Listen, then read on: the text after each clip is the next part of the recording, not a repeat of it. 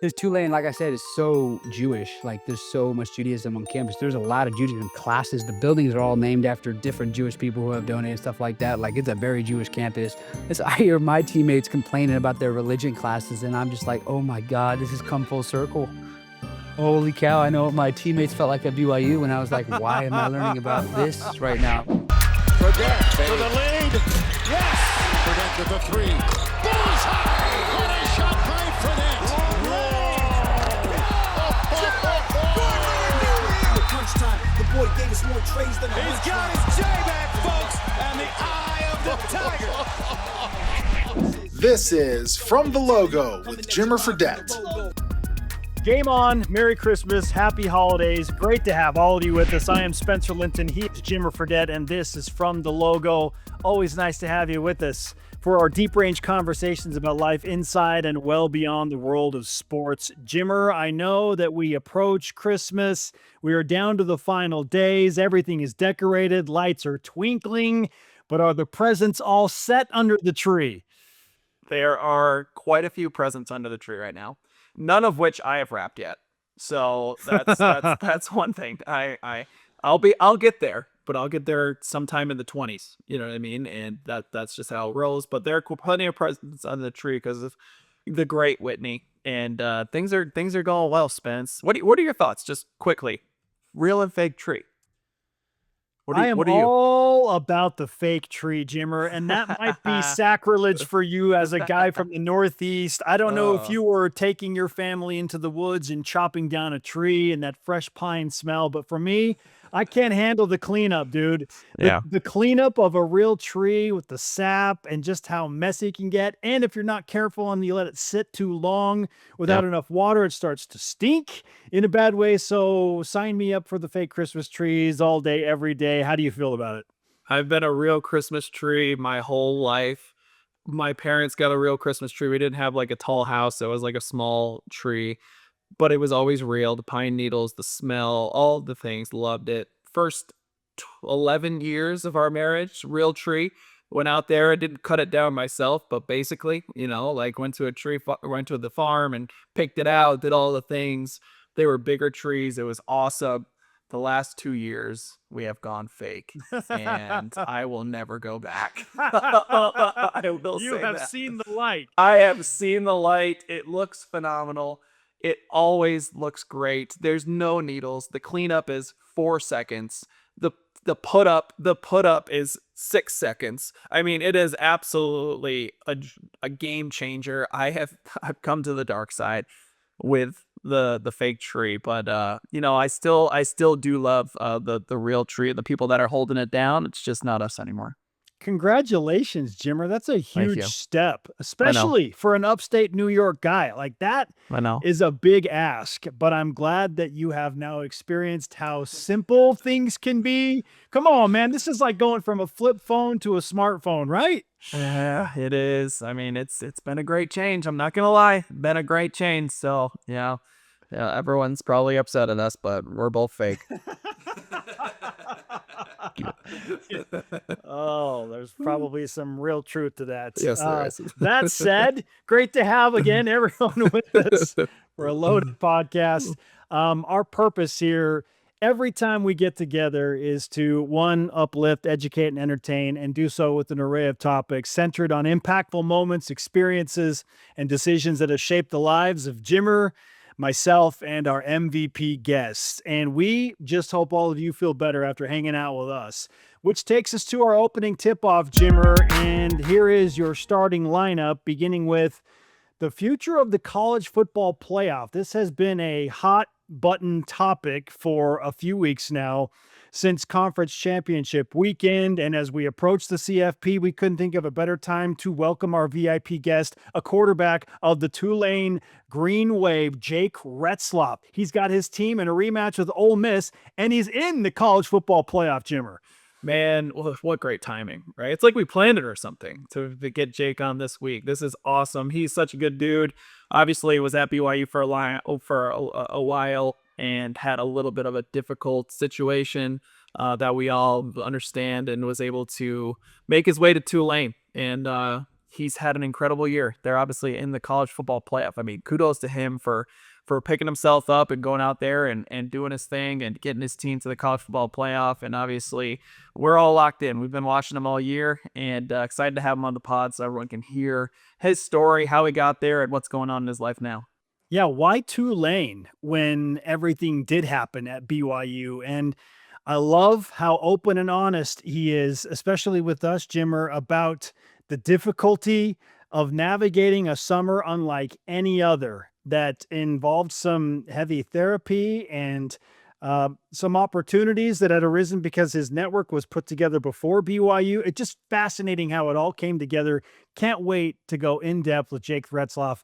And of course, preview his rematch with Ole Miss. You think he's got a shot? Man, it's going to be tough. Obviously, Ole Miss is good, but they lost Lane Kiffin, so I mean, who knows? So you got a new coach coming in. I'm sure they'll have a jolt of energy. I'm sure they'll be like, hey, I want to prove this out. But Tulane's a good team. I mean, they have good offense, and crazier things have happened. Let's just put it that way. I think that Ole Miss is beatable, but we'll see. They're gonna be tough to beat, but it wouldn't be the craziest thing in the world.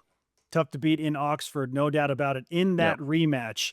Yeah. We'll talk more about the college football postseason, including bowl games and conference championship games. Like, should those go away? Should those just be done? Is it time to remove the college football championship game in major conferences, like Jimmer got rid of his natural Christmas tree in place of a fake tree? Should we kiss that thing goodbye? It might be the best option for sure. And as I said, we'll get into that. Also, is there something to be learned from the college basketball postseason that should be implemented into this whole college football playoff scenario?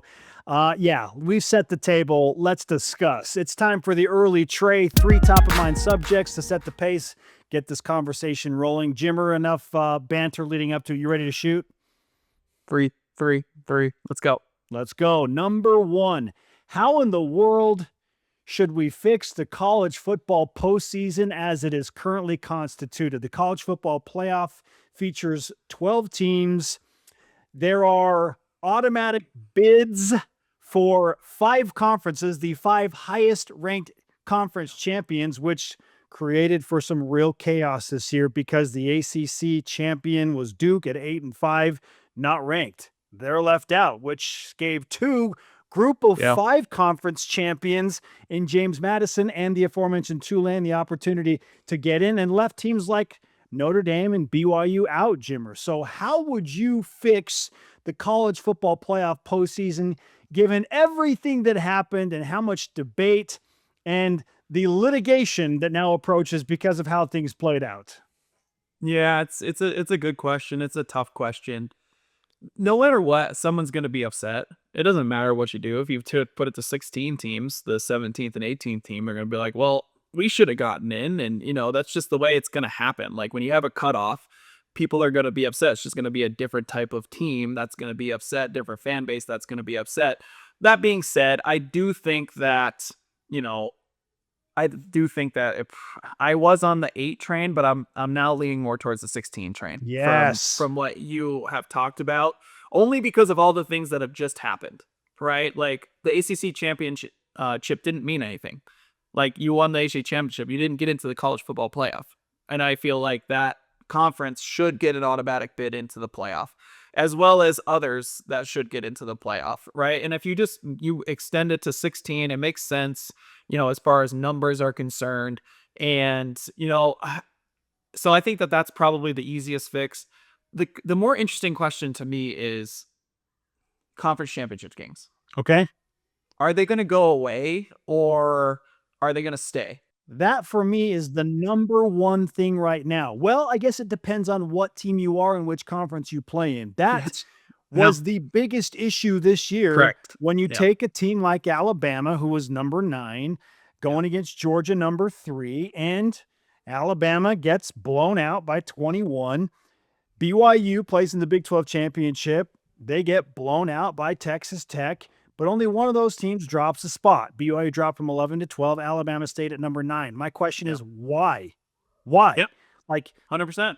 I agree. Why does that make sense? It doesn't.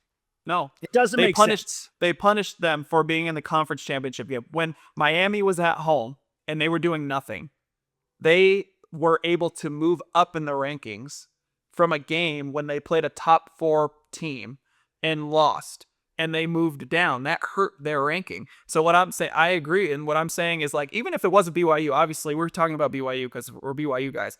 But regardless, like I said, if Miami was in that situation, they have no upside.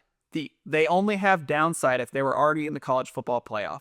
Listen, as long as you as a committee and as college football playoff governing body, whatever that is, and whoever it is, determine that either the conference championship game can help you or hurt you, or you just say, look, it can only help you. It's not going to hurt you in your college football playoff ranking. Like if there's some parameter set up, fine. But you just can't pick and choose what conferences are hurt compared to another. And it looks terrible. It looks ridiculous. I have no issue with Alabama getting into the college football playoff this year. I know some people do. I don't. I think that they're one of the 12 best college football teams in America. So that's not the issue. The whole thing is, why do they not move and a team like BYU does? When you essentially had the same thing happen in your respective conference championship games, there just needs to be consistency there, and there is none. So if that's going to continue to happen, to your point, why would you want to play in the game? Why? Absolutely. Did BYU have a better chance of getting into the college football playoff had they not played in their conference championship game? Yes, they would have. They would have them 100% because they would have had one loss, and they would have been seeing a blind resume from these teams and being like, well, it's really easy to say when you have 2 losses and you got blown out that it's easy to say, hey, you're not in anymore. If you have 1 loss and you didn't play that game and you're like, hey, this is our resume. We have 1 loss. It's against a top 4 team in the country. Look at Miami's roster. Look at Miami's schedule and look at their what they ended up at. Same with Notre Dame. BYU would have had a better case if they didn't play that game. Simple as that. Wild. I mean, this is obviously, as you can tell, a loaded conversation that is very nuanced. There are 3 simple fixes I would make in terms of the college football playoff. Number 1 is, oh my goodness, please, please, please get rid of the weekly college football playoff rankings reveal show. It does that committee no good. It sets up false parameters, and it gives a team like Notre Dame a false sense of security. Notre Dame and their athletic director and all of their higher-ups and admins have said clearly, we felt like we were in and there was no doubt because of what the committee had been saying for weeks, and then all of a sudden, you're out. So just do what college basketball does. This is what I'm talking about when I say you could learn a lesson from college basketball. Just have one selection show. Make it Selection Sunday. Don't do the stupid college football playoff rankings reveal show. And then, because you just set yourself up for failure. Like if I'm the committee chair, I'm like, I don't want to do that anymore. Like I am going to do one show and there will be one reveal of who's in the playoff and who is not. So I would absolutely remove that whole idea. The expansion needs to go to 16 teams. I know there is growing support for as many as 24 teams in the playoff. Don't know how I feel about that, but I would go to 16. And then there has to be some type of unemotional metric.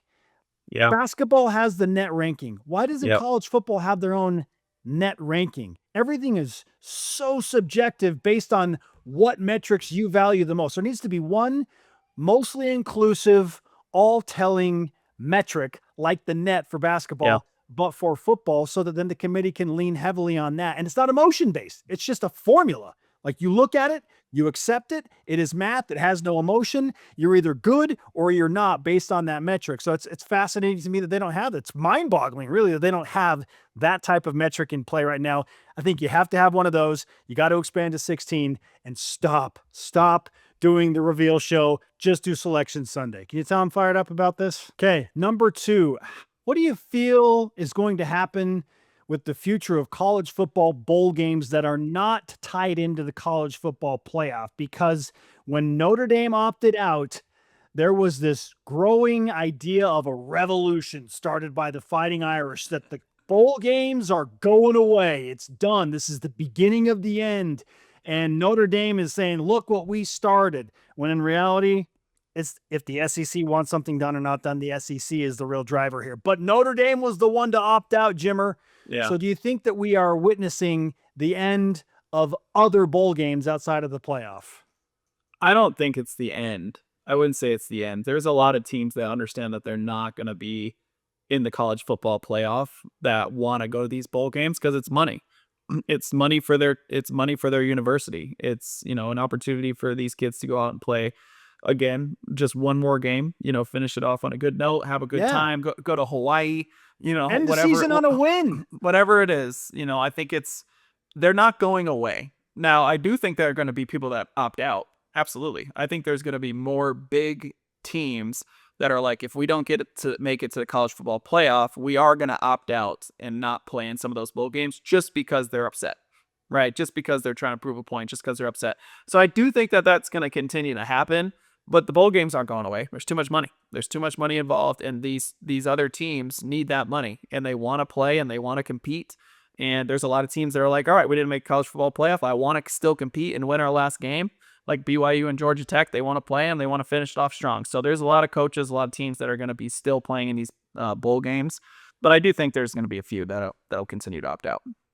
Here's the thing as it pertains to Notre Dame that is the hardest for me to understand, and that is when you are on that squad and you're a member of that team and you believe wholeheartedly that you're going to be playing again in the college football playoff, and you find out that, oh my gosh, my last game was actually at Stanford and it was unceremonious and we had a good season, but now all of a sudden your season just comes to an abrupt end. You don't have any chance to go out and compete one more time with all your brothers, especially for the seniors.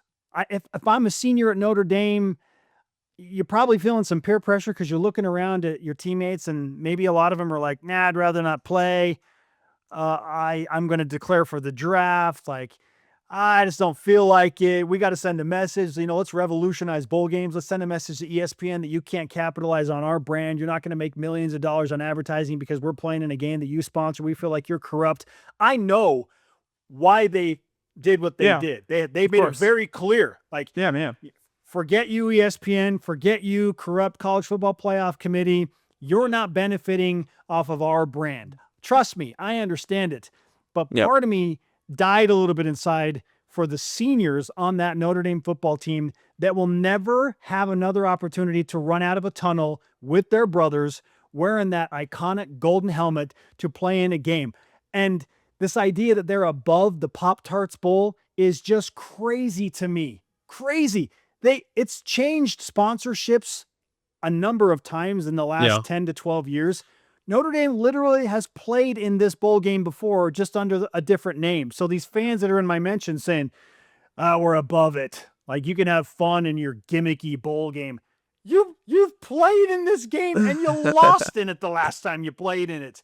Like, I don't know. My heart hurts a little bit for the seniors that don't get to play one more time and they don't get that 3 weeks of practice and just a chance for the Fighting Irish to go out with a win.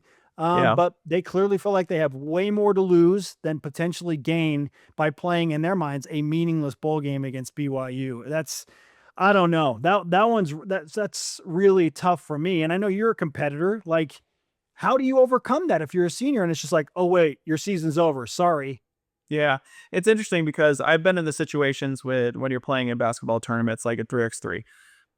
When you play in these, World Cup events, AmeriCups, all these international competitions, you have, everyone's trying to win the gold. If you lose in the semifinals, you don't just stop playing. There's actually a third place game that you have to play because you're playing for that bronze medal. And as soon as you're done and if you lose that semifinal game, you're like, oh, I really don't want to play this game. Like, I do not want to play in this bronze medal game. Like, I wanted gold or nothing. That's how you feel at first. Right. And then all of a sudden you're like, you regroup after the last, few minutes in 3x3 and other things. It would be a day or so, right? When you're kind of getting your mind right. And all of a sudden you're like, you know what? I need to get out there and play again. Like, I have a bad taste in my mouth. It's time to go out there and compete again. And then once you get on the floor, it's do or die. Like, you're going out there and you're trying to compete and you're trying to win that bronze medal. You want to bring something home. You want to make sure you're playing and representing your family, your country, your school, whatever that is. So ultimately, the players will rally and be like, all right, I'm trying to win this thing because they're competitive and they want to go out there and do it, right? And there's something at stake.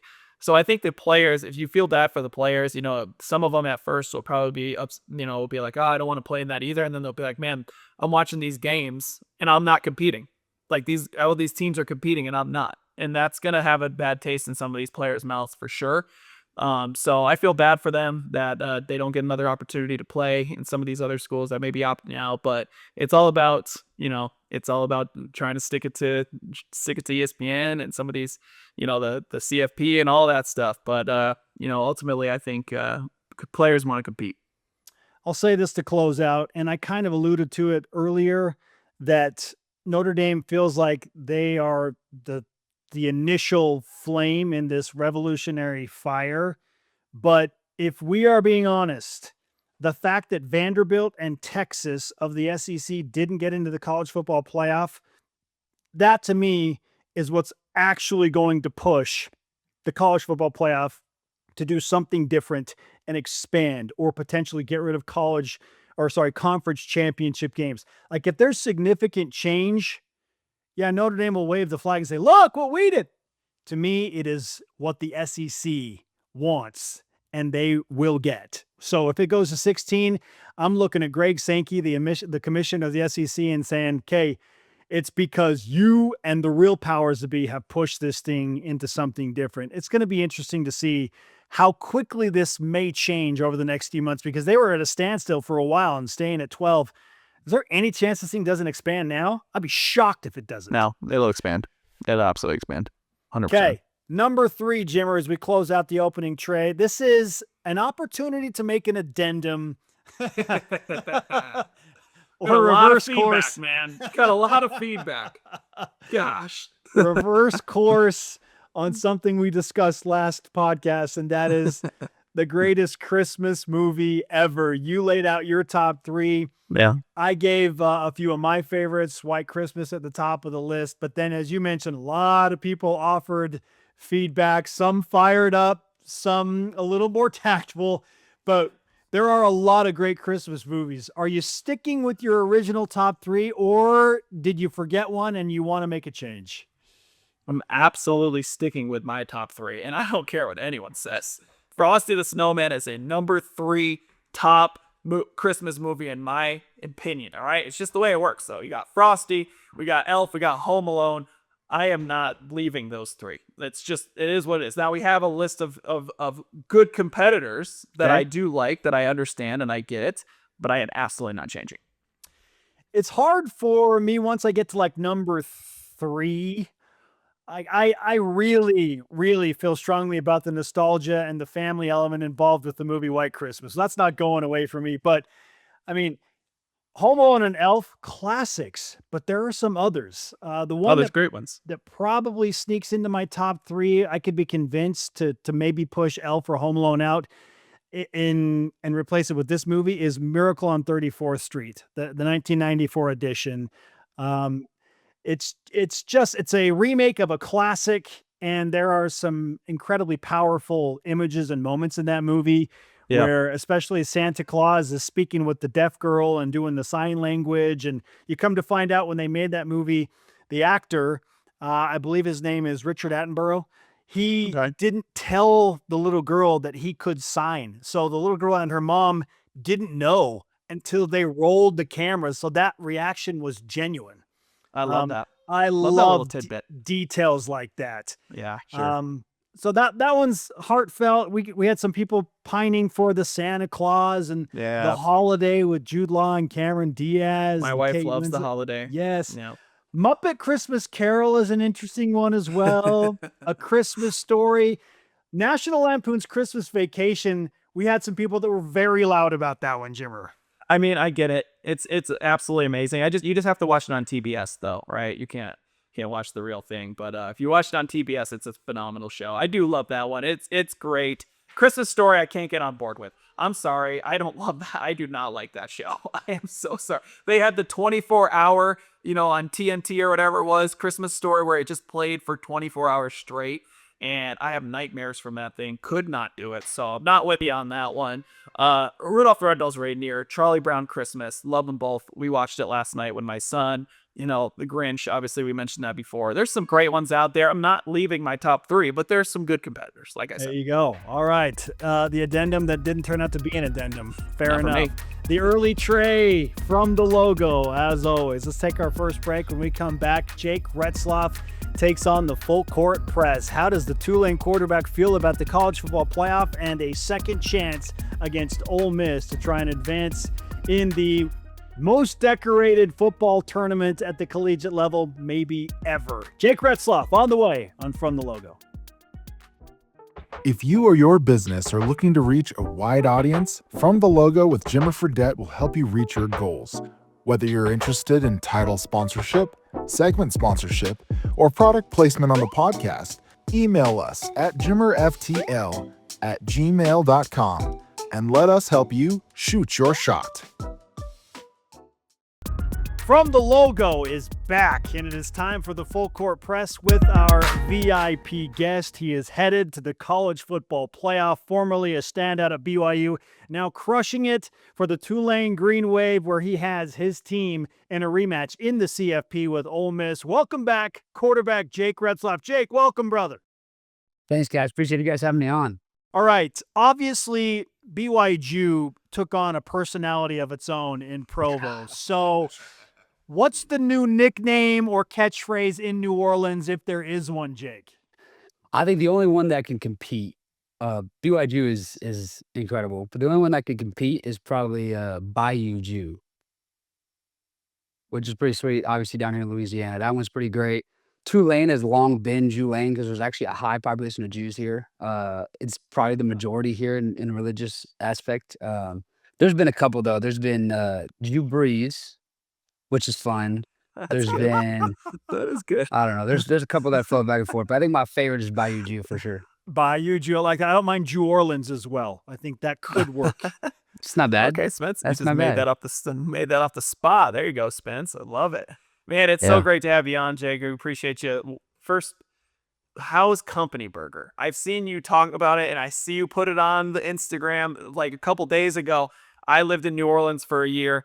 We talked about this. It is my favorite place to go in New Orleans. Company Burger is phenomenal. What are your thoughts? What's going on there? Yeah, shout out Company Burger. That is Seriously. the spot, man. Here in New Orleans, is like the that burger. spot.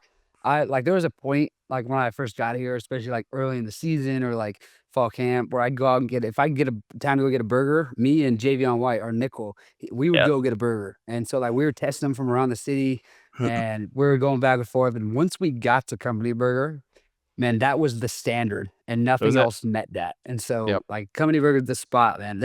And I'll tell you what, their chicken sandwiches too. The fried chicken sandwich is like no other fried chicken sandwich I've ever had. So, and the burger's unbelievable. You get a runny egg on that burger, and you cannot go wrong. Also, their onion rings are top of the line. I've tried it all. I've tried it Yeah, all. it's I, the you're- and I'm- milkshakes. The milkshakes I am are unbelievable. absolutely in lockstep with you. We used to go there all the time, Whitney and I, and Yeah. it was phenomenal. So I'm with you. Good. I love to hear it. We're giving it a shout out here on For the Logo Yeah. because it is just Shout out. everyone get out to Company Burger if you're in New Orleans. Facts. All right, now that everybody's hungry, I think we're all set and ready to go. By the way, Jake, the stash is looking healthy and just so strong and firm, brother. How long did it take to grow that beautiful upper lip hair? Yeah, it definitely took a couple weeks to get here. I remember the first week I decided to just let it go. I was in the post game presser, and the reporters are looking at me with a little funny face, like, "Are you trying to grow that out? Did you miss a spot? Like, what are you doing here?" And I was like, "Listen, guys, just give it a chance. Just give it a chance. Be a little patient with me." And it's come to this, so it's been pretty sweet. It definitely took a couple weeks to get full like it is now. Yeah, it's pretty sweet. I'll tell you what, I like it. Who knows how far it goes though. I might just get an impulse one day to shave it off, but it's working for us right now. It's got a little mojo to it that we're running with, so it's staying for now. Well, the mojo's working for you on the field as well, brother, and maybe the stash plays into that. But just as you zoom out, and let's go ahead and start with this. How would you explain the last 4 months of your life from the time you started the college football season to where you sit today? It's just been a grind. It's just been a relentless grind, and I've had to have, you know, relentless pursuit to get to where we're at. As a team, we've grown so far from the first game, beating Northwestern at home. That was actually our first program. I think it was our first home Power Four win in the history of Tulane. Wow. Uh, in that, it might have been in that stadium. And so like that, because that's a relatively new stadium, the Ole Miss Stadium on campus. They brought it back on campus to get more people to pull up, more students to show up, and they have throughout the year, especially our last game. But and that stadium was the first Power Four win in that stadium, and so it was kind of a big deal. It was our head coach's first Power Four win at home in that, and it might have been his first Power Four win period. And so he was emotional after the game, and that was our first game of the season. So it was awesome start, but still on offense, we only threw for like 150 yards. We ran it for a bunch. I ran it for a bunch and a touchdown, a long touchdown run. But like it took a while for his offense to get clicking, and this team to get clicking. And so it was super. It's super been, but it's been fun, man. Like to watch everybody show up, to watch our freshmen or young sophomores take big steps on the field. Like we had a really young running back, Jimmer Fredette, who's been over 100, I think, the last 3 games or something like that, and he's been balling out. And so to be able to watch his progression from the beginning of the year, where man, he felt like he was just straight out of high school, even though he'd been here for a year already, and just a young cat who we've seen over and over again with the young cats maturing into that role. It's like, dude, you could be a dude. Just get that, let's mature into it, get the mindset right. I've tried to guide him along, and he's done an incredible job taking coaching. So there's examples like that all over the field, and the biggest deal is, like, we could throw and catch now. In the first couple weeks, it was like, man, I've also known these guys for a total of 40 days, you know what I mean? Yep. And so, Yep. there's gonna be a little bit of bumps in the road, and it took off there a little bit, and it's been rolling since. That's great. It's such good leadership on your part, right? You're the quarterback coming in, someone who's been around and played, in a lot of big games, and you've been working with a different receiving core, a different offense, all these things, and then you go to Tulane, and now you got to learn the whole new system. The receivers have to get used to you and how you spin the ball, and all these different things. So there's a lot that goes into it. So kudos to you guys for just continuing to progress through that. Why Tulane? Right? Take me back. What was the decision of like, what were your other options? What were you thinking about? And then ultimately, why did you decide to go to Tulane? Yeah, there was definitely a couple different factors. Obviously, the situation was different and weird, and how late I was, in the portal or not in the portal, was a Yeah. funny little deal. What really did it is the head coach here, John Summerall, he had actually recruited me to go play at Troy when he was there 2 years ago, when I was getting recruited to go play at BYU. And so, like, we had already had a great relationship. And I remember going on a visit and knowing my opportunity at BYU was so good, and knowing and getting to know the coaches on my visit at Troy. I remember walking away from that visit like, you know what? There's a better opportunity for me to go play at BYU. So I'm gonna go play at BYU, but I would play for that coach. And so it's funny how things work out and how things come full circle, man. He was the first coach to give me a phone call when I was available and looking to go somewhere, and he shot it straight, just like he always did from the beginning. He's like, "Listen, I'm never going to promise you anything." And from a guy who wants to play on a successful team, like that's a green flag. You want to hear that, and so I'm like, yeah, I don't want to be promised no opportunity. I want to go play on a team that's about winning games and putting the best guys in the field. And so that's all he said. He said he promised me an opportunity to go compete for that starting job. And I knew that a team coached by him would be prepared to be a good football team. And sure enough, I showed up here and this team, the culture is great. The guys, the minute I walk in the door, these guys are excited to get to know me. I got to give a lot of credit to the leadership on the team and just the guys on the team, man. The minute I walked in, it wasn't like, oh, who's the new guy? It was like, "What's up, new guy? What's your name?" Like, "Tell us about yourself." Like, "Let's go throw." Receivers were ready to go throw, um, which is what you need and what you want on a team, and it's kind of proven to be a successful way to do it, obviously. But, yeah, I think the biggest deal, man, was Coach Summerall. Our connection early on, 2, 3 years ago is what made the difference in why I ended up at Tulane. John Summerall, not surprisingly, has been widely recognized for the great things he's done at Tulane. He's now headed to Florida, but he's still coaching Tulane through your postseason run. So, how is your team and you navigating that along with coach in very unique circumstances? Yeah, that's a great question, but it's simply put, like, there will never be another this team will never be together, and it will never be the same again, right? This is a team that has come together through lefts, rights. Everybody has come on their own journey to be in this place at this time.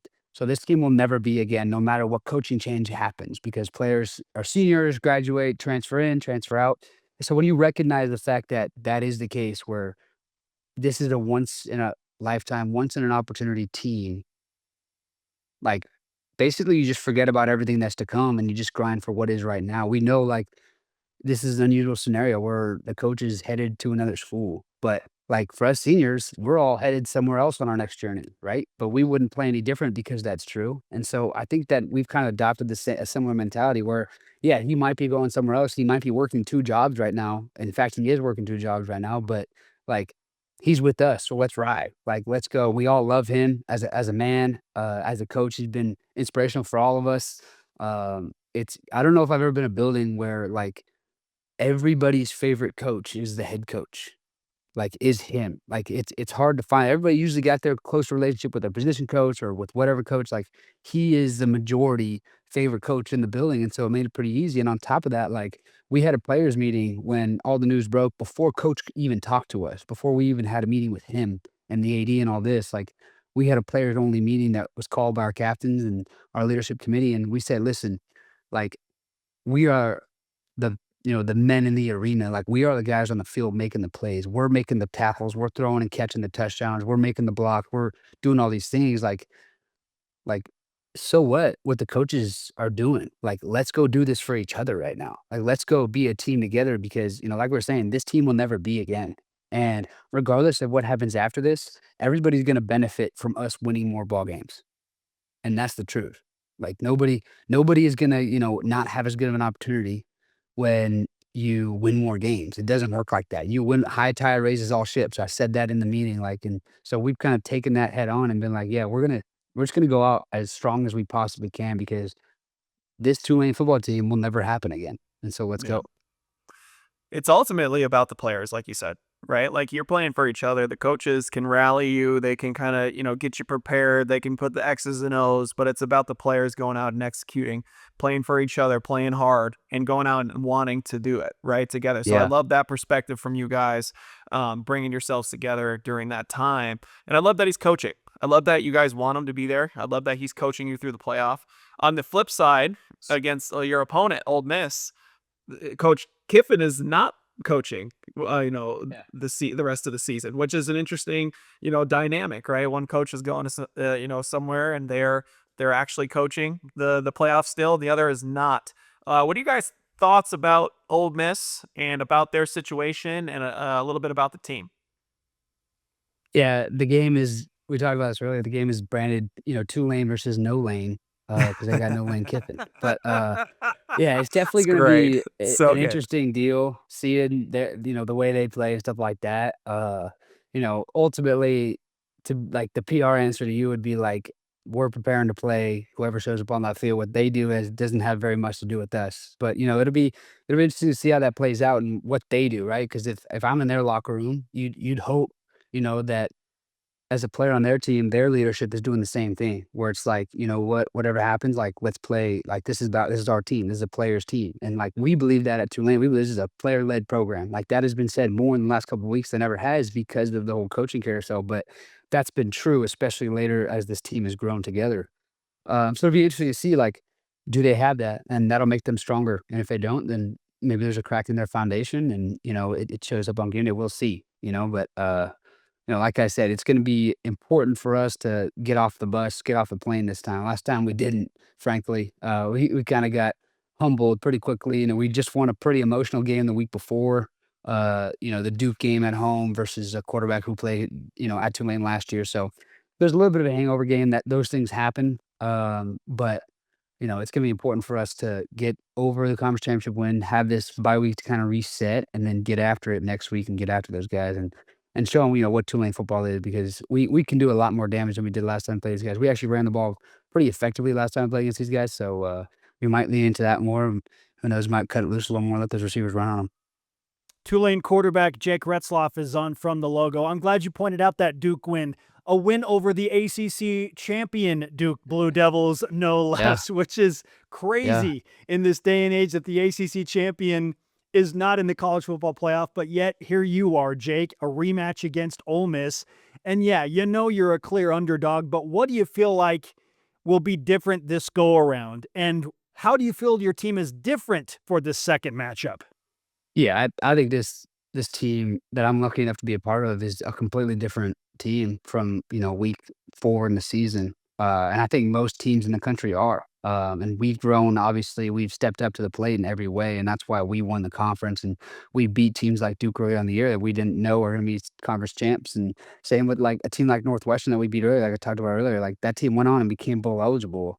And that was like a huge celebration for them because they had kind of been in the dumps the last couple years. And so this team can beat those Power 4 teams, but we've also grown to be a better team since then. And so we got nothing to lose, like nothing. We are expected to go lose this game and be on the couch and have another podcast episode with you guys the following week. You know what I mean? Like but that's not what we plan to do. You know what I mean? Like we plan to just go cut it loose. And Jimmer knows shoot or shoot. We just gotta take our shots every time we get the opportunity and go make the best of it. Because, like I said, we got nothing to lose, so let's just throw it all out there and see what happens.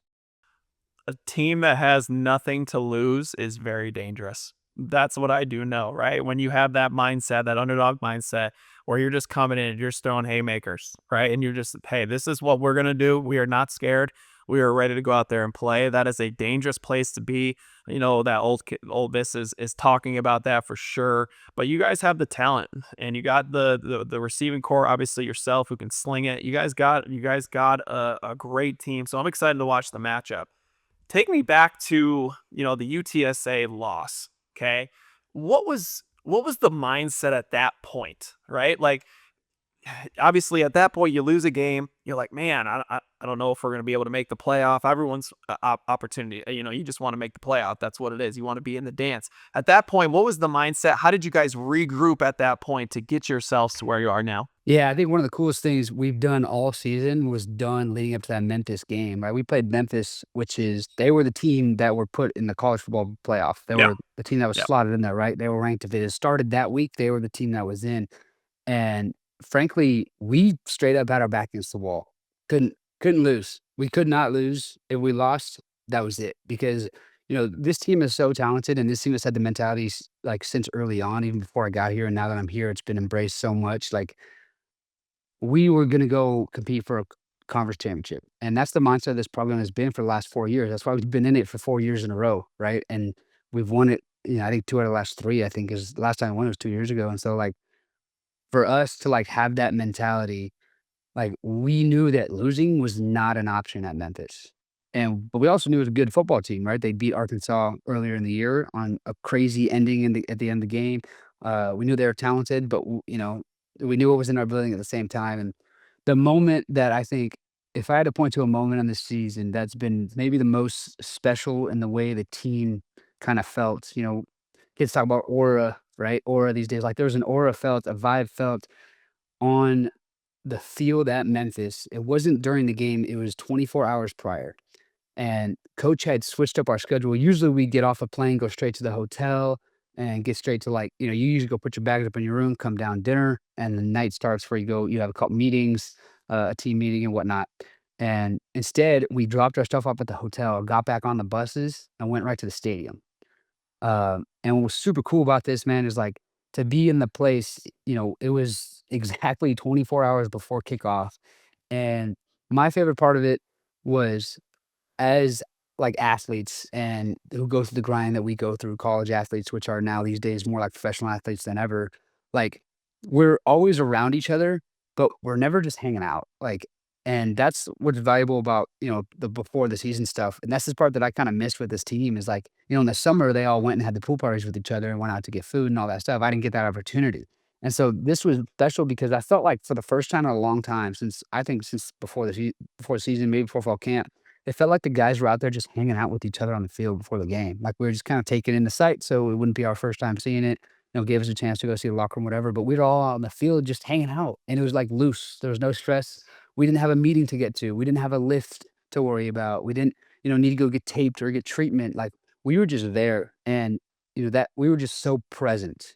And presence is a powerful thing, and that moment right there, like, thinking about it gives me chills because, like, it felt like, wow, this is a powerful group of individuals that have come together, and it's one heck of a team. And then we did some, silly, drill where we had a D lineman versus an O lineman, see who could hit the crossbar first, right? And, the O lineman missed it. DG left tackle who, like, he thinks he's the best quarterback on the team, by the way, so that fact that he missed it was pretty awesome. But then one of our D linemen just doinked it on the first one, a complete duck, and he doinked it on his first throw, which was pretty impressive, but, which was fun, but, like, it was like it's just, like, stuff like that, it made us loose, and we were just so present. We weren't worried about, okay, nobody had their headphones and hoodie on, like, I think it was a little chilly, but not really, so, like, everybody's just there hanging out, and that is such a powerful thing, and, like, that moment there, it was like, "Alright, this team is special, it's dangerous. It's dangerous what this team has right now," and so, I mean, we didn't know it, but we had a good idea that we would put a good performance on that meant this game, and that was our response. That was a response, right? We talked about, you know, the night before we have coaches talk, and the talk that week was, your E plus R equals your O. The events plus your response equals the outcome. And this team took that to heart real quick and turned it into an incredible performance against Memphis. Obviously, took care of business there, and that was it. The season just looked up from there. We're like, all right, we're that next team in, and let's just go. Let's go finish this thing strong. And it was awesome. We got to do it, kind of the home field. Jake Retzlaff is on From the Logo, and while there are many across the country watching a team like Tulane, who is in many ways the college football playoff darling, compete against Ole Miss, you have a huge contingent of BYU fans that are cheering you on because of what you did for the program and your former teammates. But I think it's fair that people know that you, Jake, have been dialed in on what the Cougars are doing this year as well. So what's that dynamic been like as you have been so close to so many of these BYU guys that were in the top 12, ultimately don't make the college football playoff, but still have a great season? Yeah, I mean, you guys will love to hear it too. Everybody knows that BYU kind of got snubbed, winning 11 games, only losing to, Texas Tech, who's got the best defense in the country and all that stuff. But um, yeah, man, like, watching those guys has been the highlight of my weekends. Like, on top of, winning a football game, like, watching them has been just so incredible for me. I'll tell you what, like, I've never been a dude who yelled at the TV for, like, sports games. Like, maybe, I was the Aaron Rodgers fan growing up. He threw a bunch of Hail Marys that got caught. I would get excited for those. But other than that, like, a regular, 1st and 10 handoff, I would not get excited for. But watching, everybody on that field who's a brother to me personally in my life, like, that'll get you amped up and ready to watch a game. When you watch LJ Martin run right behind Caleb Etienne or Andrew Gentry, Kyle Skarchik, Bruce Mitchell up front, like, that's my dude, man. His locker was right next to mine basically in a little catty corner. But, like, watching Chase make those plays, I was pissed off that Chase was hurt late in the year because, seeing him on the sideline with no jerseys, I'm mad. Uh, you know, Parker Kingston making that last punt return towards the end of the year was so fun to watch. I'm amped up for him. And then when he drops the one earlier in the year against Texas Tech, I'm texting him, attaboy, way to catch the ball. Nice job. But, for me, it's a little different than just a fan hating on him, obviously. And, uh, but no, man, like, everything, man. Watching Logan Lutui rush the passer, watching Keanu up front, watching Tanner Wall take off this year, man, just be a stud in the back end, made sure that no quarterback could float the ball anywhere on the field. Like, usually the quarterback can't float the ball over the middle. No, he could float anywhere on the field. Tanner Wall back there lurking. Schmev, watching him. Obviously, Jack Glasgow in the middle of that defense is super fun, man. I could name them all. LJ being a All-American has just fired me up seeing that posted this week. And then watching Bear, man. I got still have a great relationship with Bear. Uh, Even though we didn't have a lot of time together, we had some good time together. And Bear, me and him talked on the phone a bunch before he got to BYU. He had a lot of questions about BYU, especially a person who's not a member of the church. And, like, I answered him straight up. I was like, Bear, you're gonna thrive here, man. You're gonna be happy here. I promise you. Whatever horror stories you hear about, the Mormons locking you in a closet and throwing the Book of Mormon in your face, they're not true. Like, it's not happening. It's you're gonna be all right, especially if you're scoring touchdowns for him. I know that for a fact. And so, like, it's been cool to watch him progress throughout the year. Always cheering for those guys, man. I don't know, maybe I'll get a text from one of those guys because I missed them because I could name probably the entire roster if I wanted to throw it right now and waste everybody's time watching Darian Alexander the third, Trey, just should have had a pick six on his first career, like, pick where he jumped that hitch. He should have scored. He's weak for not scoring.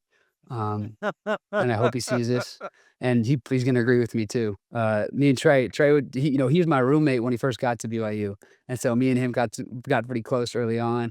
That's when I lived in a house with 5 other guys, up in the back hills of Provo. But yeah, no, man, I get amped up to watch these guys play every single week. It makes me upset that they're not playing in the playoff because it would have been fun to find a way. There was a dream scenario there where if they had won the conference championship and found a way to get ranked, 5 or 6, me coming to Provo would have been a Wild. dream come true. That would have been an unbelievable deal. We could have been doing this in person. But unfortunately didn't happen. I tried to hold up my end of the bargain, but I'll call Kalani and tell him he needs to hold up his next time. But no, I'm just kidding, man. But that's another guy that I could talk about for forever, being just everything to me, a mentor, a friend, a family member, a brother, everything. Like he's been so incredible. And I've gotten to text him throughout the season, just like about different milestones we hit. We win a big game at Duke, or we win on a Thursday or Friday night. He's texting me. He said the whole team was up watching the game in the meal room. And that was my favorite thing. One of my favorite things about BYU. We traveled. We had a big projector. And you guys have seen clips of us watching games. Like 2 years ago, we were at West Virginia. We're watching the women's soccer team like come back against North Carolina or something, and we were all Yeah. going nuts. Like those clips go viral. But we have that projector every single meal room at BYU. And so, like, I know what that looks like when the entire team is looking at the TV cheering for whoever's on the screen. And, when he tells me the team's watching me, I'm like, man, it brings joy to my heart, man. It makes me feel proud of what I'm doing because, like, there's no better feeling than making your loved ones proud for you. And that's what, that, that team is to me. Our guy Jake Retzlaff here on From the Logo. It's so great to hear that perspective. I know the guys just absolutely love you. You guys have that mutual respect, right? When you go through battles like that, you're just always gonna support and love one another, and it's so great to see. And for you, even though you had a departure from BYU, right? And there was a lot of uncertainty for you after this little BYU run. Like, how were you able to continue to keep that faith? I know you're a person of faith, that is something that's very, very important to you. It's important to both of us as well. How did you pull from your faith during that time period where it was very uncertain and frankly difficult circumstances? Yeah, it was definitely, like you said, it was definitely a difficult time, and everything that happened the way it happened, it was just unfortunate, you know, a thing that happened. And so when going through something where there's just a lot of uncertainty in front of you, it's really hard. And I went through something similar when I was coming out of junior college. I actually committed to go play at UTEP, Texas El Paso. And I had gotten there on campus, been in the apartment. They actually did this on my Deep Blue at BYU, and I thought I was there on the team, and I didn't have enough credits from JUCO to have a scholarship. So I had to go right back home. So I had to pack everything in my car and drive 12 hours across the country back to my house in Corona. And so that was like obviously super difficult for me. And so I just remember one of the biggest things for me to try to remember was, okay, I thought the world was ending and my life was, in the worst thing possible, and there was no way I was going to recover. And, I tried so hard to get this scholarship and I didn't, and I had it, and then I let it slip away. What am I going to do? I felt sorry for myself. Um, and then sure enough, I end up at BYU, which I wouldn't have if I didn't, have to come home. And I wouldn't have, the opportunities that have come from that, from talking to you guys right now, would never have come if I didn't go to, you know, El Paso. If I was accepted there anyways, I wouldn't be talking to you guys. And so like the realization of what I felt like was the hardest setback of my life turned into the biggest blessing in my life. That lesson, I just kept trying to repeat that to myself over and over again because I thought it was horrible. I thought what happened was the worst thing ever. And sure enough, the best thing of my life probably came from that. Like, my experience at BYU was one of the best situations of my life, and I still think it is to this day. Like, it's done things for me and my family that I couldn't have imagined. And so going through another hard trial, like, that made it easier to keep the faith because I knew that something great's gonna come from this. I didn't know that. I'm sorry, I didn't know that. I tried to convince myself that. Because when something bad happens, all you're seeing is the worst things and you're overthinking it and the anxiety's high, and all these things. And so that was for me, it was like, all right, I just got to remember that something great came from what I thought was the worst situation. The last time I felt this low, I had one of my greatest highs a couple years later, and that high wouldn't have happened without the low. And so I can't sit here and tell you that I was great at that. Like, it was still really hard. But I did try really hard to do that. And sure enough, like, the people I've met here in New Orleans, the experiences I've had here in New Orleans have been a blessing in my life. The community I have down here wouldn't have had it if I was still in Provo. And so while a lot of times maybe I wish I was still in Provo, I still love the fact that I made it down here and the community that I've built down here, and the people that I know. If I ever find myself in the South for whatever reason, I can find my way to New Orleans, I'll be all right no matter what. And so, um, that's kinda how things transpire for me. Obviously, like, knowing that God's got a plan for me, with Judaism, we say Hashem has a plan for me, and what I'm doing, and I believe he's worked through me in so many ways to do his doing. And yeah, I think that would be the best way I describe on how I handled that situation. And like I said, I did not handle it perfectly. Like, I was, pretty upset, you know what I mean? Very upset at times. But through all trials, man, they make you stronger. Understandably, when matters are so delicate and everything is so raw, and then everything gets wildly misconstrued, as it so often happens on social media. And so, hats off to you for navigating that. And like you said, who I don't know who is going to handle that situation perfectly in our day and age, because there's so much misinformation out there, and just everyone's an expert online, and it's frankly it's crazy, and you're at the center of it, Jake. So what was the key to finally finding some balance when it would have been understandable for you to tailspin and, verbally light a nuclear weapon, and send it into the air, and then just everything is, DEFCON 1 and everything goes crazy. So what was the key to you finding the balance? Yeah, that's a great question. I think that's something that helped me a lot was just like looking inward. Um, you know, for the for me in my career, one of my biggest strengths has been upstairs. Like, mentally, I've always been sharp. I've always had a great mindset. I've always accidentally been process driven and process oriented. And I didn't even know what process oriented meant until I learned about it. I was like, wait, I feel like that's kind of what I've been doing. And it's what's gotten me to this point. I thought to myself, I was like, man, I gotta go, grind this whatever I'm doing out, whatever this lift is, whatever this workout is, whatever the hot day of summer was. And so for me, the hardest part was that got jeopardized in the whole situation. Like, my mental space was fragile, and that scared me more than anything, because that has been my strength and my rock throughout my career and throughout the things that I've gone through, the trials I've gone through. I've always been able to just put my mind to the next thing and keep moving forward. And when I found myself stuck and like looking around, you don't realize how much of your like true self-worth, self-confidence comes from outside sources until that's completely switched on you.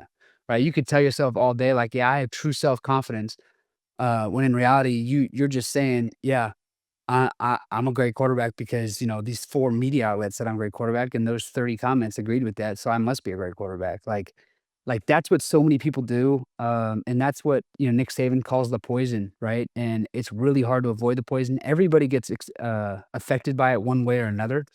But what I didn't know is, what that would do when it switched up on me. And like, for me, the best thing I ever did for myself, I think, was I found a great therapist who I've talked to, who I talked to weekly during that time period. He's like, dude, you know, you just got to find that self confidence within you, man. Like, you are, a bad A. Like, you can do this. Like, you just got to find that within yourself, like who you are, not what everybody else says you are.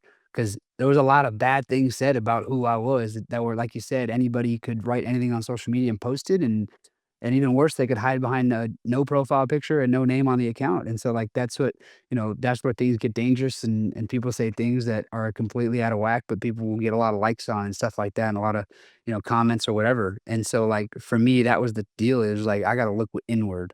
And I learned a lot of things, man, about myself, about how to approach, hardships, and how to move forward on things. Uh, like, a couple of my favorite lesson I think I learned from that is, man, the world is how you perceive it.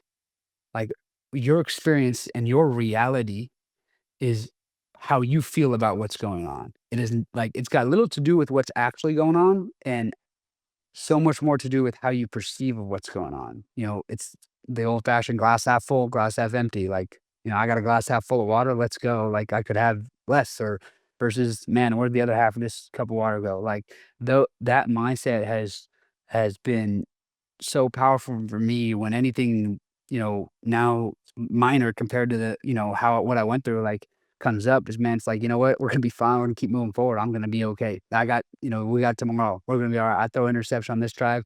Yeah, man, I'm pissed about it. Trust me, I'm more mad than anybody on the field is, but so what? So what? Now what? And like I said earlier, like E plus R equals O. Like that's a lesson, man, that anybody can run with and anybody can make a difference with. The events that happen around you plus what your response is equals the outcome, and that's all that is controlling what you can control and letting the uncontrollables go and recognizing them, but then letting them pass through you, like, and not letting it affect you in any way. And like that, I feel like has sharpened me in a lot of ways, man. I feel like, I'm way stronger, way sharper, mentally than I've ever been in my career. I think I'm at the top of the world when it comes to that, and where I've been. Always still trying to get better. And keep pushing forward like I was saying, but, like, those are some of the key things, like, that I needed to get through, and then a lot was I had a lot of great support, man, like, a lot of great support, like, my family, my girlfriend, Jalen, like, she was with me all through the whole thing, and, it's hard, man. I mean, it's hard on her when, she had to go through it too.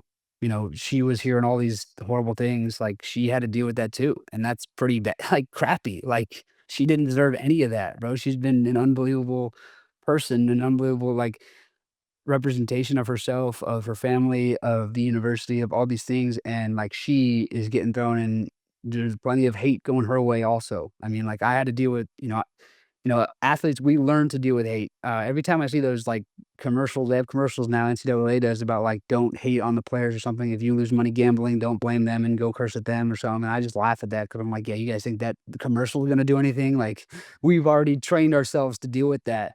Like, just as athletes, you learn to train yourself to deal with that, and you learn to not hit the comment section and scroll down on the post and scroll through it. I wonder what your experience is with that, Jimmer, but, like, yeah, man, you gotta learn to you don't scroll through there. You don't go to your hidden requests. You don't go look deep in the comment section. When you see, Spencer Linton or Jimmer Fredette comments, yeah, you go like that comment and maybe comment back at them, but other than that, you don't scroll down, you don't keep scrolling because people, like I said, they hide behind nameless, faceless accounts, and they don't see any repercussions by it because nobody cares about because they're frankly irrelevant to the public world and we're not. Yeah. I that it's such great perspective from you, right? To look inward on this. And that is awesome perspective. And I've been through it in a different way, right? Like in a different way, it was about me not playing well at that point, and they're like, "Oh my goodness, what happened to Jimmer Fredette? This is terrible." And when I first got into the NBA, obviously social media was kind of booming at that point, and then all of a sudden these comments were rolling in all over the place, and you can go down a real difficult path really quickly.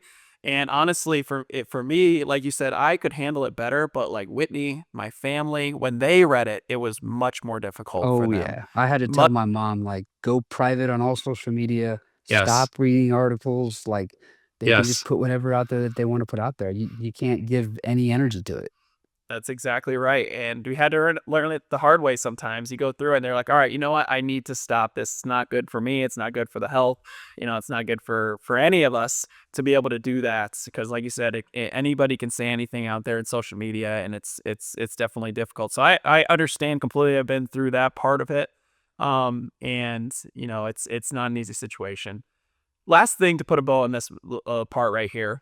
Is there anything that you wish that people knew, like that is something that is truthful about the whole situation that you would like to share with everybody here, or we pretty much covered it all?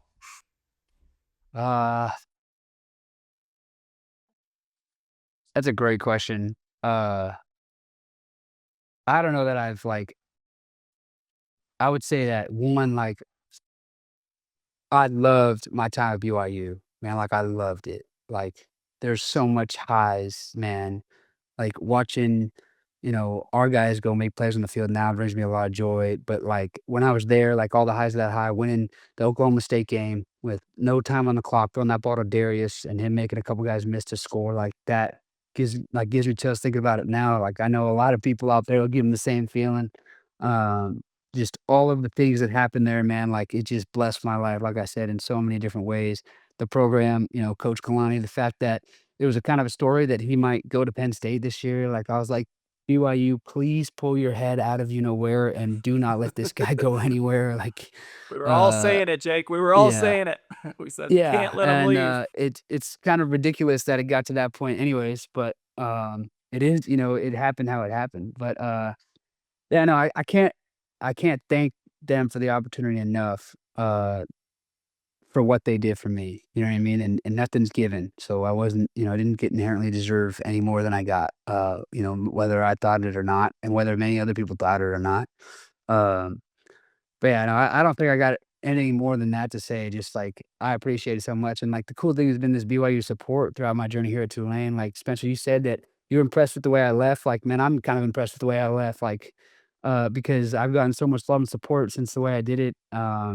And like there's a couple people in that building that guided me the right direction and helped me finish strong. And I hold a bachelor's degree from BYU. Like I'm hanging my hat on that. And Me the way too. that actually, yeah, yeah, Let's the way go. the way that actually worked out was kind of bizarre because I had to leave, right? But I needed like 4 more classes to finish my degree. That's all I had left, and I had to leave the school. And so the way it worked in transferring to Tulane is I couldn't transfer as an undergrad. I had to transfer as a graduate. And so I was here taking independent study classes from BYU Wow. Didn't know that. during fall camp. Wow. Wow. Did not know that. And Jeez. so it was 4 classes, and what are the class? It was statistics, which at BYU is something else. That's It not was, easy. Took it um, twice. so did I, by the way. Yeah.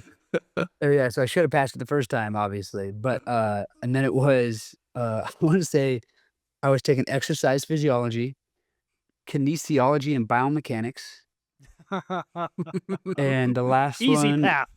oh yeah, organizational behavior. That was the last one. That was the probably more mellow one, but those are the 4 classes I was taking. So it was not basket weaving, underwater, sewing and jumping jacks or dance class. It was something for real. So that was a grind in itself. But like, yeah, that was crazy. But like I gotta think like there's a couple guys who made that possible for me, and they could have done they could have gone a couple ways, like Trevor Wilson, who, I think he's associate AD over like the Built for Life Center. Like he made everything for me what he could possibly make it. Like he was in a situation where he was not a decision maker. He made that, clear to me. Although the one weird thing about this whole deal is I have no idea who made the decision about what happened and what transpired. I don't know who made it.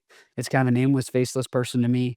And that's kind of a weird way to do it. There's also like no appeals process or no hearing process, which is also a weird thing. And that got to me a little bit at some points because I was like, man, you guys, this doesn't feel like justice. But like I said, that is what that is. But Trevor Wilson, man, he stood by my side. He listened to everything I had to say to rant to him, and he supported me all the way, man. He looked for every alternative, anything I could do to find a way to stay at BYU, to get through the situation and be a Cougar for, all the way through.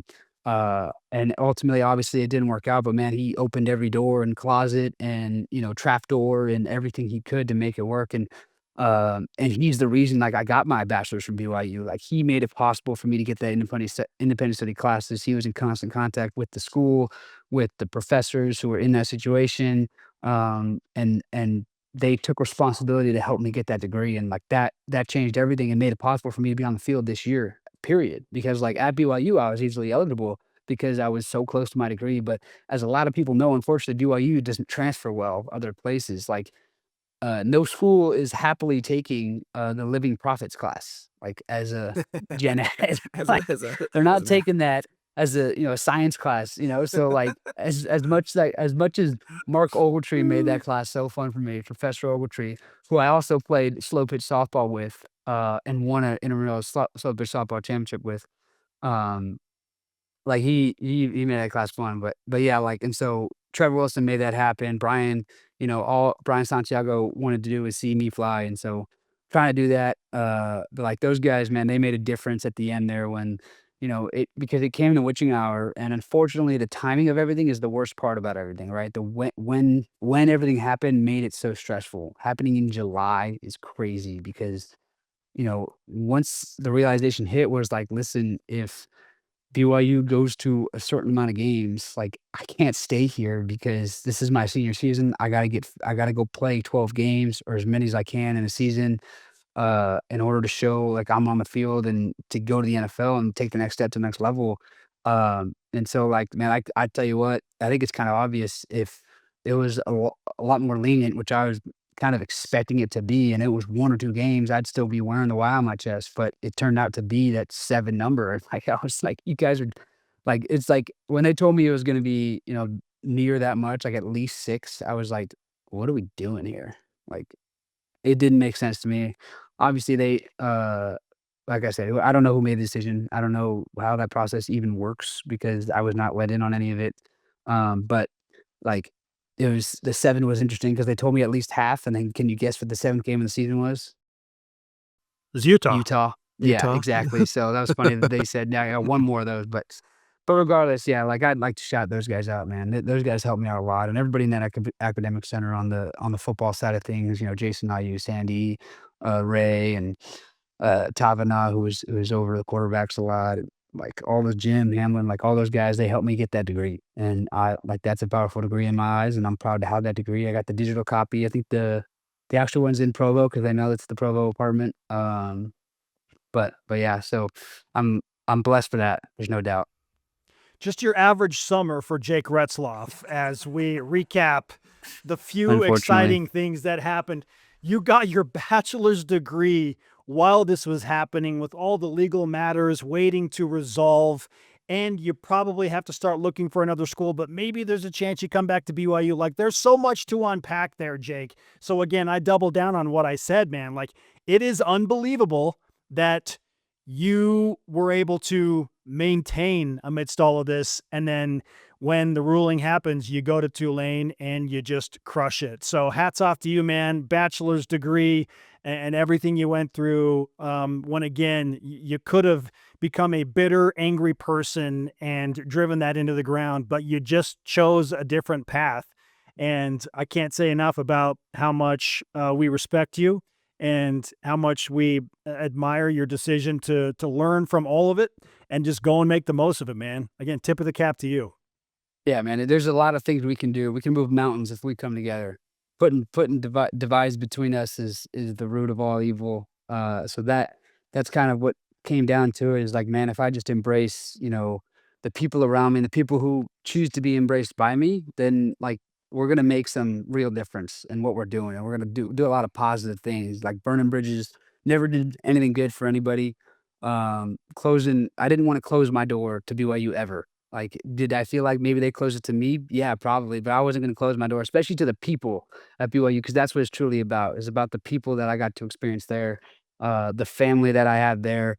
That's not just, the guys in the team and the coaches. Like, there's plenty of people in that community who still text me. I still talk to, like, to this day, like Governor Cox, like, he's like, he had sent me I actually have his presidential co or not presidential, but his coin, like, and it was given to me by my old scholarship sponsor, Mike Maurer, who was obviously a big supporter of the community there. He was in New Orleans and delivered it to me because he was in here for a wedding of some sort, and, like, those connections, those are real, man. Those make a real difference in what you're doing and where you're going, and so, like, that's the one biggest takeaway, man, for me is, like, I get to see all these BYU fans cheering me on game day, and I feel it one way or another, because they're posting or commenting on my stuff, whatever it is, and so that's just love, man, and love is gonna do a lot more than hatred is, and so that's kind of, I guess, the message from everything that happened, no matter how wronged, I might have felt in any situation, like, it's what's gonna make real difference is showing grace and love, and that, yeah, that's kind of a lesson. Just to wrap this up here with some pure football, right?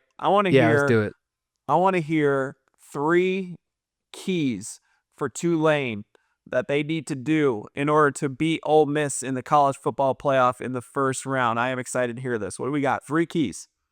Yeah, I mean, number one, always the key, always is protect the football, and then for defense, go get it off of them. Turnovers change games. Turnovers make a difference. That's frankly how we won the conference championship. I think they ended up outgaining us because they were in 2-minute mode at the end of the game, trying to chuck things down the field and got some fluky plays. But we got like 5 turnovers and defensive touchdown, and so we won the game doing that. And so turnovers is always going to be number one. Scoring touchdowns in the red zone. Get down in the red zone. We got to score touchdowns. We're not settling for field goal, especially on the road in a playoff game. Like, you got to score touchdowns. Got to convert in the red zone. And then run the ball. You got to set the tone with running the ball, being physical up front, dominating the line of scrimmage. I know these are a lot of like phrases you hear a lot, but man, in a game like this where we believe we can dominate that line of scrimmage with them. Last game, we ran for a bunch of yards on them last time we played them, even though it didn't show up in the scoring section. It showed up like you watched the stats. It showed up and watched the tape. Like, we ran the ball effectively on these guys. So that's kind of the big three, man. Those are the big three always. Those are the ones that coach is preaching to us always. He does it with a little expletive in there, but for the Appreciate that I'll that. tell you what, that Appreciate was that, actually an Jake. adjustment coming from BYU. Oh, Like, I'm sure. like I'm holy sure. cow, man! Real football talk is a lot different than Provo and Coach Kalani.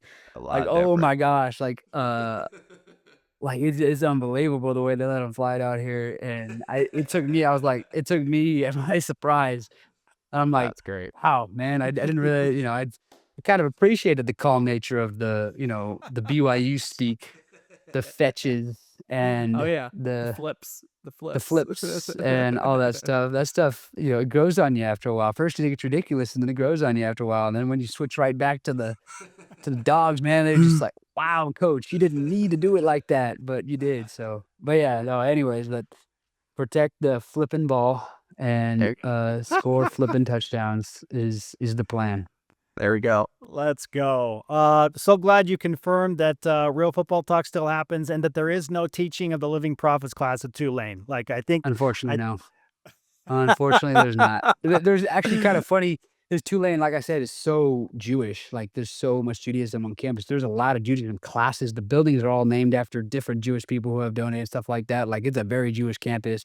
I hear my teammates complaining about their religion classes, and I'm just like, oh my God, this has come full circle. Holy cow, I know what my teammates felt like at BYU when I was like, why am I learning about this right now? Like, Oh, this is great. I was like, this is unbelievable. Like, There we go. like everything comes full circle, and you just put yourself in these situations. And one of my favorite classes, man, it was actually one of my last classes with Brother Halverson. Man, he's awesome. He texts me still. I got in his class at a specific time that he had like 4 or 5 kids in the class, and 2 of them were Mormon, and it's the introduction to like LDS class. Like, and so you're not allowed to be in it if you're Mormon. You can't be in it. And so he kicks those 2 out, and the other 2 that are left are like, "Hey, there's only 3 people in this class. Can you guys move to the 9 AM?"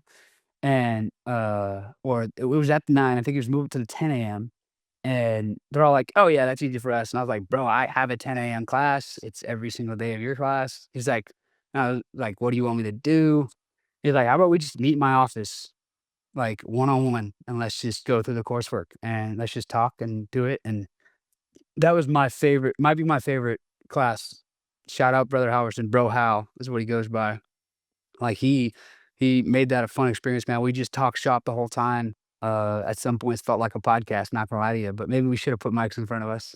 But no, he's awesome, man. And he was so interested in me, and he was a big football guy. He loved football, and so that definitely helped me out a little bit. But other than that, man, just talking to him, getting to know him, and talking just religion, period, man, that fires me up because you guys know, like, I wear that proudly on my chest every day. And so, like, and so does everybody in Provo. You know what I mean? And so, like, that was a cool part of that. And Provo is a big reason of why I wear it so proudly on my chest. Like, that came through BYU, and like I said, BYU has changed me for the better in a million ways, and that's one of them.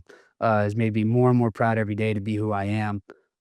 Because, and I've said it before, like, going to BYU, because of the great emphasis on faith, it made it so easy and obvious for me to just start focusing more on my faith. And it's just the law of attraction, man. If you're talking about it, if everybody else is talking about it, around you, you're going to be about it, whether you want to or not. And so I definitely wanted to and love that fact of BYU, man. The faith community embraced me as who I am, and the millions of questions that I got, and I got to fire them right back. And then I got to complain about religion classes, and now they're getting complained to me about religion classes. It's just perfect, man. That's the cherry on top. There we go. Oh, perfect way to end this conversation. He is the Bayou Jew. He is the mayor of New Orleans and one of our favorite people that we have ever interacted with in the Provo community and beyond. Jake, great to talk to you, brother. Best of luck to you against Ole Miss, and roll wave, man. Let's go. Roll wave, baby. Appreciate you guys for having me, man. It's been a blast. Let's call a timeout. When we return, Jimmer and I take on some questions in the open gym. From the Logo is back right after this.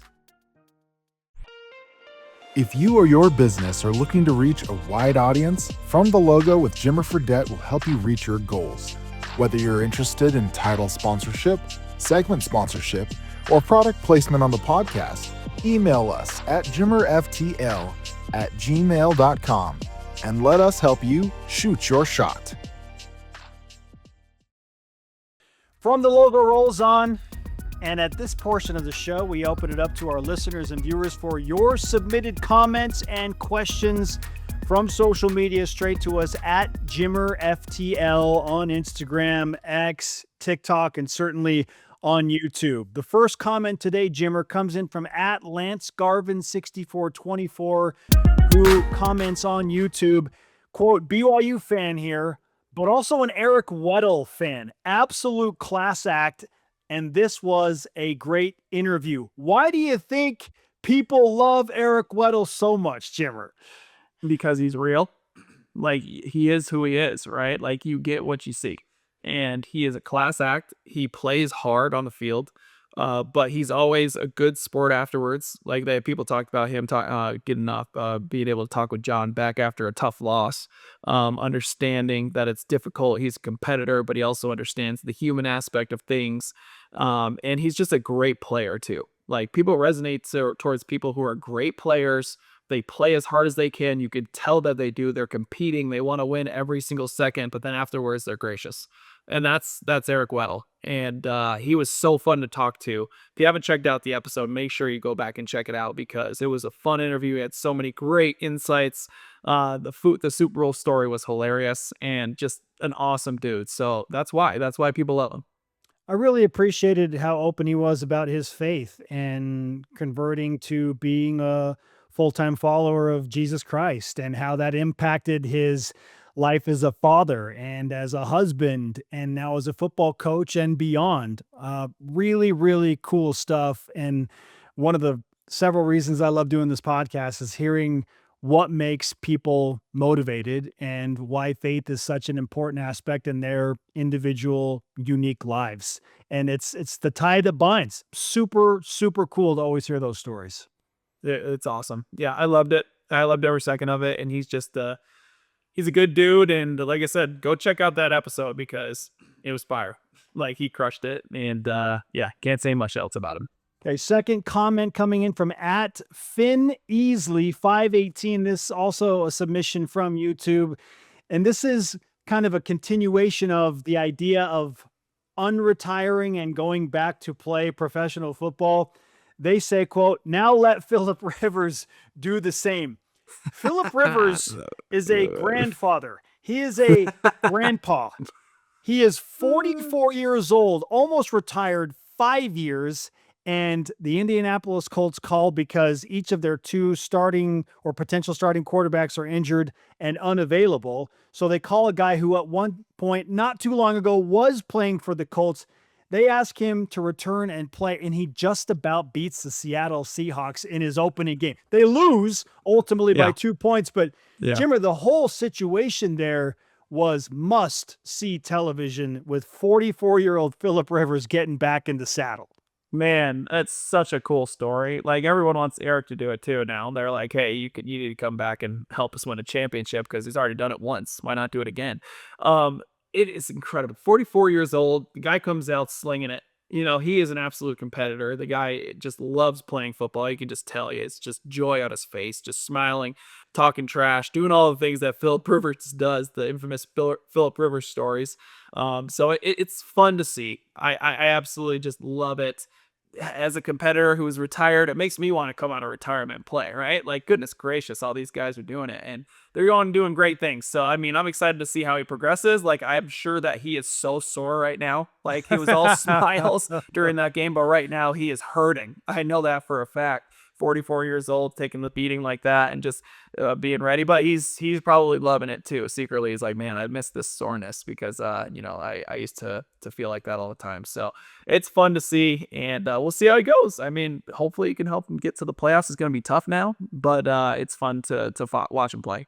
I loved watching the video of the high school kids that he coaches celebrate his first touchdown pass upon return. Like that, the images there were incredible. Goosebump cool. moments as you watch them celebrate their coach. And then post game, watching him get emotional about the lesson that he hopes they learn from this and taking the risk that Eric Weddle talked about. Whereas, Eric's like, I could have said no to the Rams and I never know what happens, but because I said yes, then these opportunities were opened up. It was the same thing for Philip to say, look, they know I'm not afraid now. They know that I was not afraid and I was willing to walk through that door. So I really enjoyed watching him get emotional and talk about the lessons that he hopes his team and family are learning by him taking a huge risk. It was awesome. And don't tempt me, guys. Just don't tempt me. Oh, gosh. That's what I have to feel about that, right? But hey, if you'd like to submit questions for us, me, Spencer, or guests, whatever it is, follow us on our social medias at JimmerFTL. You could submit those questions using the hashtag OpenGymFTL. We're excited to hear your questions, your comments. We'll talk about this, and you guys can keep trying to get me to come out of retirement. So here we go. Yes, please make Jimmer unretire and do something. You know it's going to happen at some point. You know the request is going to happen at some point. Oh, it's already happened. Be ready, my friend. Be ready. I know.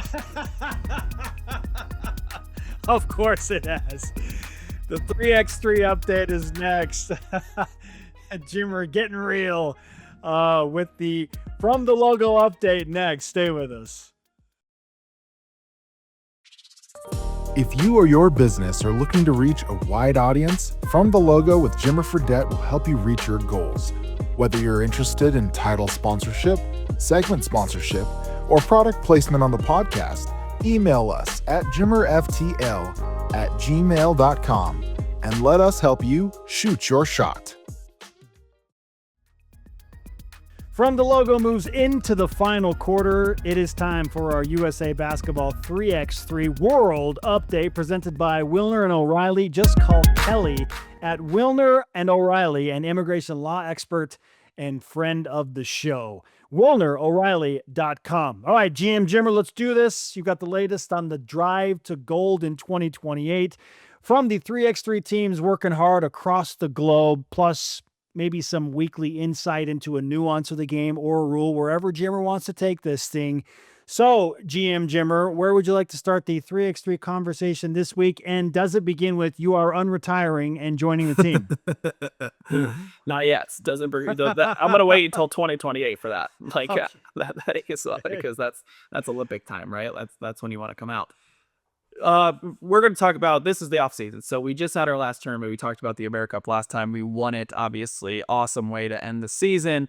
And everyone's on a break right now, except for me, because now I need to be prepared to get these contracts ready for next season. And this next season, we are going more full blown than we ever had before in USA Basketball. We used to do it. I think I've talked about this a little bit on the pod, but the way that we used to, get ready for these tournaments, we used to call ourselves weekend warriors, right? You play these games on the weekend. You usually show up at an event maybe a day or two early. You practice with your team. You play the event, and then you go home. Everyone goes to their respective homes, and they don't practice, and then they do it again whenever the next weekend is. We are not doing that anymore at USA Basketball. We are now starting to play full time, and this is 2026 is going to be the first year that we are rolling this out. as a full-time professional 3x3 basketball team. We're going to have 2 teams that are playing professionally on tour. We were fortunate enough from USA Basketball to be able to get some budget, to be able to pay some guys, to be able to play professionally and make some type of earnings to be able to do that. We're going to call it a stipend that they get. And they'll be able to be in a facility every day practicing with a trainer, with a coach, have their apartments, have all of these things. And Wow. we're running this thing like a real professional team because that's what this is now. This is professional sports. It's a 3x3 league, obviously, the FIBA World Tour that is real. There's the Olympics attached to it. It's an important thing for USA Basketball to continue to be good at. And I am excited about it. I'm so pumped because I feel like just by practicing more, our teams are going to get exponentially better. Just by being in the gym and learning and practicing and doing all the things that they need to on a daily basis, getting themselves in the proper shape, eating the right things, doing all the things that they've been doing on their own, but it's more accountability now. And, that's going to also, iron sharpens iron. When you're in the gym with people that want to be great at something, you're going to continue to get better.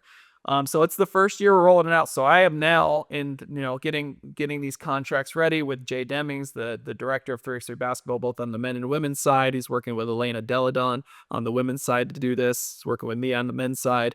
And we are just trying to get all this stuff ready so we can get these contracts out, get them signed, and get our players in for next season. And so it's a really busy time for me. The players are chilling out. They're on vacation, but they'll be receiving a call here soon to see if they're all in and seeing if they're ready to go. And we have a great group of players that we're choosing from to get out there and play professionally this year. The dedication to reach that gold level is real. Yeah. And I'm excited to hear about the progress and the commitment on so many angles to do so. Oh yeah, no, I'm excited. Like I said, it's fun because we're kind of like shaping this program. Like I'm not just coming in and keeping it status quo and kind of doing the same thing. It's like, hey, me and Jay both, and Sam Schultz, who's in USA Basketball as well, we're all like, hey, this kind of needs to change if we're gonna be really great at this, because we're the only country in the top 10 in the world that is not playing full time. Oh, We are the only team. And the number of games that they play versus the number of games that we play, it's like 750 games that they play professionally, that they've played professionally as a team, the number one team. Our team is like 150. So, I mean, it's substantial how much more a lot of these teams play and they practice. And that's why they're so good at it, right? It's not necessarily a talent thing. It's the amount of games that they played, the tricks, and we're getting better at it. We had a team that was really good this year and they played a lot. So that helped and they got acclimated and all these things. But it's going to go up to another level, and we're excited about it. I was trying to explain to someone the other day what Serbia means in the landscape of 3x3 basketball, and the best I could come up with was it's like if the NFL all of a sudden had an international competitor, and you took Australia, Japan, England, and all these other countries started to put together like a professional American football league, and you're trying to get on the level of the actual NFL. It's going to take a while and a real commitment. And I'm not saying that USA Basketball is that far away, because I feel like there have been significant advancements. You were a huge part of that, man. Huge part of that, of taking American 3x3 basketball to that next level. But that's the best kind of way I could explain it, is that Serbia's been doing it for so long. They're kind of the masters of it.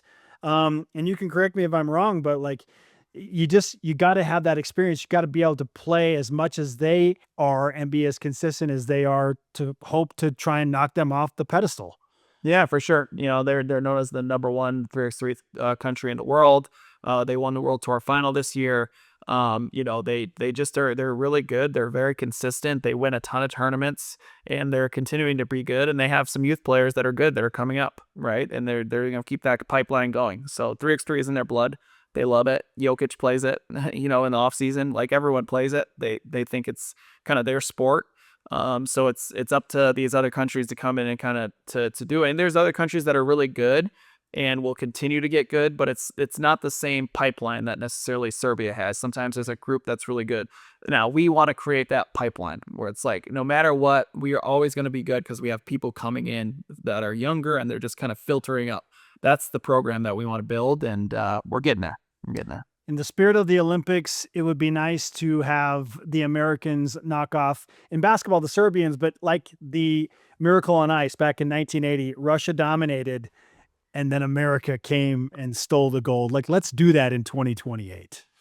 Let's do it. We're on our way. We're on our way, and I'm excited for it. All right, brother. Final thought before we say goodbye. Man, Jake, thank you so much. Thanks for coming on and being vulnerable and sharing your story. And I know the people at BYU still consider you to be one of theirs. The people of Tulane obviously have brought you in under their arms. So you have a lot of fans out there and all over the world, all over the country. It's awesome to see. Thanks for joining us and being able to talk with us on a busy time, right? He's going to the college football playoffs and he took some time to get on From the Logo with us. And again, appreciate the fans. The subscribers are continuing to go up. The Instagram followers, our social medias. I mean, we've had over 1 million views on the Instagram this last month, which is unbelievable. I mean, it's just growing. We appreciate the support, and we're just getting started. A lot more to go, but we appreciate all the fans out there. Appreciate that. Roll wave, and let's keep the momentum growing on this podcast. I'd like to add my thanks to all of you who have helped us grow and make us excited to do what we do. So continue to subscribe, rate, and review, and we will see you very shortly. A reminder to shoot your shot in life. Take care, everyone. See you next time.